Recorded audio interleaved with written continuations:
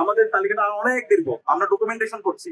তো এটা আমরা অবাক হয়েছি, যেখানে এই জুলাই বিপ্লব হয়েছে এই ফেসিবাদী কাঠামো ভেঙে দেওয়ার জন্য করেছি।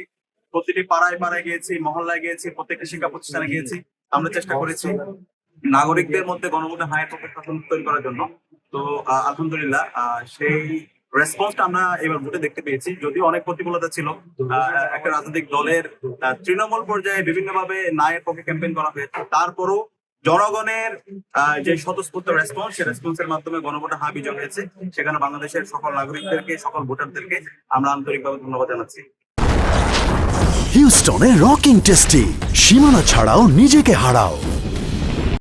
আর এই জুলাই বিপ্লব পরবর্তী আমরা সবাই বলছি নতুন বাংলাদেশ, নতুন রাজনীতি, নতুন রাজনৈতিক সংস্কৃতি, এবং এই নতুন সবকিছুর জন্যই আমরা আমাদের জায়গা থেকে চেষ্টা করছি।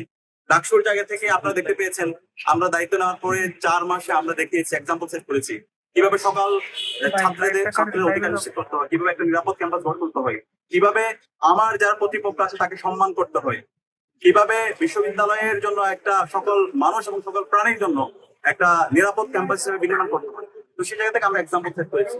আমরা আশা করেছিলাম এবার নির্বাচন পরবর্তী ওই ধরনের এক্সাম্পল হবে, যেখানে সকল নাগরিকরা নিরাপদ থাকবে, প্রতিপক্ষ যারা থাকবে, যারা প্রতিদ্বন্দ্বী হবে, তারা কেউ শত্রু হবে না, যে জিতবে এবং যে বিজিত হবে সবাই নিরাপদ থাকবে, এবং যারা জয়ী হবে তারা বিজিতদের নিরাপত্তা এনশিওর করবে।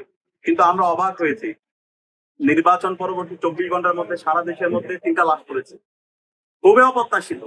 এই জুলাই বিপ্লব পরবর্তী যদি এইভাবে আবার লাশের কথা শুনতে হয়, এবং শতাধিক জায়গায় আমরা হামলার চিত্র আপনারা দেখতে পেয়েছেন, আমরাও প্রতিনিয়ত পাচ্ছি।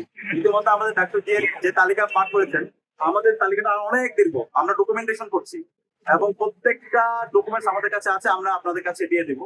তো এটা আমরা অবাক হয়েছি, যেখানে এই জুলাই বিপ্লব হয়েছে এই ফেসিবাদী কাঠামো ভেঙে দেওয়ার জন্য, হাসিনাবাদী যে রাজনীতি, সেই রাজনীতিকে ভেঙে নতুন রাজনীতি বিনির্মাণ করার জন্য। কিন্তু আমরা দেখতে পাচ্ছি সেই হাসিনার রাজনীতি, যে ফেসিবাদে আমরা যেমন দেখতে পেয়েছি নির্বাচন পরবর্তী সহিংসতা, মারামারি, হুমকি, দেখে নেওয়ার হুমকি, সেই রাজনীতি আমরা আবার দেখতে পাচ্ছি।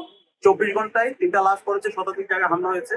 আমরা হুঁশিয়ার করতে চাই, যারা এখন দায়িত্বশীল পর্যায়ে এসেছেন, যারা সরকারি দল হবেন, প্রত্যেক নাগরিকের নিরাপত্তা আপনাদেরকে ইনশিওর করতে হবে।